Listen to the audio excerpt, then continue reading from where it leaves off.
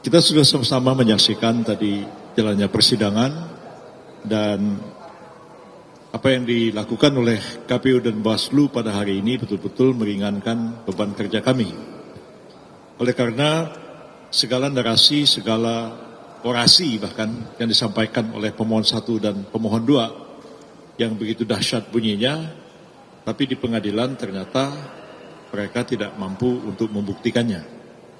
Ini adalah badan pengadilan, dan di pengadilan ini adalah satu tempat ya yang semua orang diberikan kesempatan yang seluas-luasnya untuk membuktikan apa yang dia ucapkan, apa yang dia narasikan, bahkan apa yang dia tuduhkan. Ngomong apa silakan, tapi Anda buktikan di sini. Kelihatannya memang narasinya dahsyat, tapi miskin sekali pembuktian. Hari ini KPU dan Bawaslu menghadirkan ahli dan saksi, dan itu betul-betul meringankan pekerjaan kami. Oleh karena semua bukti-bukti yang diajukan oleh pemohon 1 dan pemohon 2 dibantah oleh saksi-saksi dan ahli dari KPU dan Bawaslu.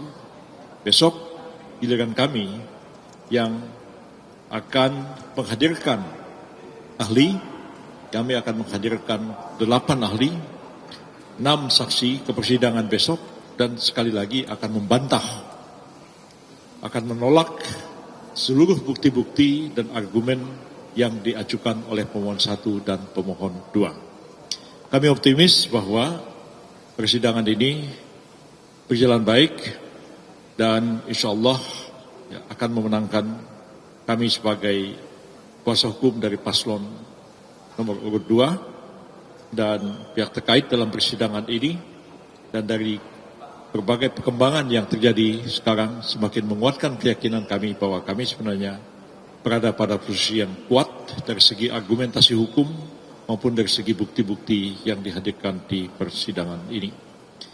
Kami malah lebih senang lagi karena pihak pemohon 1, pemohon 2 menyarankan supaya dihadirkan menteri-menteri. Ya, silakan, dan kami sudah mendengar bahwa 4 menteri akan hadir dalam sidang hari Jumat yang akan datang, dan nanti kita akan lihat apa yang dinarasikan sekarang ini oleh pemohon 1, pemohon 2 justru akan berbalik dengan kehadiran para menteri itu. Dan kita lihat nanti seperti apa Ibu Risma, Menteri Sosial yang selama ini mereka anggap tidak diberi kesempatan apa-apa, besok kita akan lihat.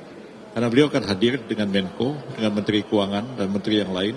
Dan kita akan lihat juga bagaimana sikap dari para anggota DPR yang membahas segala hal yang terkait dengan Perlinsos dan yang terkait dengan Bansos ini. Saya kira ini persidangan yang menarik dan mudah-mudahan segala fakta, segala kebenaran terungkap dalam persidangan ini dengan sejelas-jelasnya, sehingga rakyat nanti akan menilai siapa yang punya bukti yang kuat, siapa yang asal ngomong saja. Terima kasih. Wassalamualaikum warahmatullahi wabarakatuh. Terima kasih teman-teman semuanya. Perjalanan persidangan kita sudah berjalan lebih daripada separuh jalan, walaupun harinya masih belum separuh. Tetapi saya tidak menyangka baru separuh jalan saja sudah hampir bisa kita simpulkan akhir daripada perkara ini. Dari awal saya memang melihat bahwa begitu banyaknya kelemahan-kelemahan daripada permohonan yang diajukan mereka, dalil-dalil yang mereka ajukan. Tapi saya beberapa hari ini masih nunggu sebenarnya konfirmasi dari Bawaslu. Apakah betul bukti-bukti yang mereka ajukan ini bisa terbantahkan oleh Bawaslu? Ini terus terang aja kita menantikan dalam 2 hari. Ternyata setelah melihat hari ini, saya tidak menyangka begitu mudahnya Bawaslu membantah semua tuduhan-tuduhan kecurangan-kecurangan yang dilakukan oleh paslon 2 ataupun melalui pemerintah dalam kasus ini. Saya melihat pemohon 1 dan 2 mungkin sudah mulai kehilangan akal. Sehingga yang mereka tampilkan ketika memeriksa saksi bukan lagi pertanyaan, tapi sudah mulai narasi-narasi. Mulai dari pagi hari narasi tentang Sirekap adalah alat bantu kecurangan. Kemudian tidak jujur dan adil dan sebagainya, bansos dan sebagainya ya. Nah itu kelihatannya sudah habis lah. Di akhir tadi persidangan ini sudah boleh dikatakan kita sudah bisa simpulkanlah bahwa tidak ada lagi dalil-dalil mereka bisa tampilkan karena memang tidak ada lagi kesempatan. Nah justru kami punya kesempatan besok. Seperti Pak Yusril bilang, kita punya 8 saksi, ada 6 ahli, yang 8 ahli 6 saksi, ya 8 ahli 6 saksi, dan itu akan kita tampilkan ke ahli-ahli ini untuk bisa memberikan dukungan dari setiap dalil yang kami ajukan di dalam permohonan kami. Demikian juga saksi-saksi kami gunakan untuk membuktikan semua dalil-dalil yang disampaikan. Jadi tidak akan ada saksi maupun ahli yang bercerita di awang-awang. Semuanya ahli bercerita tentang kami dalilkan A, ada saksinya menyatakan dalil A itu. Kami dalilkan B, ada ahli yang bisa mencerahkan B itu. Demikian juga saksi-saksi itu.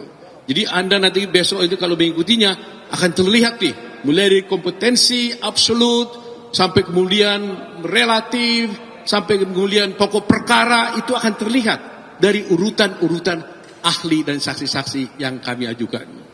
Jadi saya yakin dan percaya bahwa sudah setengah jalan ini kami yakini sudah boleh dikatakan belum bertanding kita sebenarnya sudah menang ini, belum ya 90% ya. Kita bukan mau jumawa ya, bukan mau jumawa, tapi kan kita punya as a lawyer kan kita bisa selain insting, intuisi tapi juga logika dan juga dalil yang berdasarkan bukti-bukti yang ada. Jadi mudah-mudahan nantinya pemilu ini akan berakhir dengan cepat, akan bisa diakhiri terpilihannya Pak Prabowo ini bisa. Kalau sekarang kan boleh ada yang bilang dia masih presiden elect, dan ada yang mengatakan dia presiden elect dalam sengketa. Tapi nanti mungkin sebelum tanggal 24 dia tidak lagi hanya presiden elect dalam sengketa, tapi dia presiden elect yang betul-betul akan dilantik tanggal 20 Oktober 2024. Itu yang ingin sampaikan ya. Sukses selalu semuanya buat bangsa Indonesia. Download Tribun X sekarang, menghadirkan lokal menjadi Indonesia.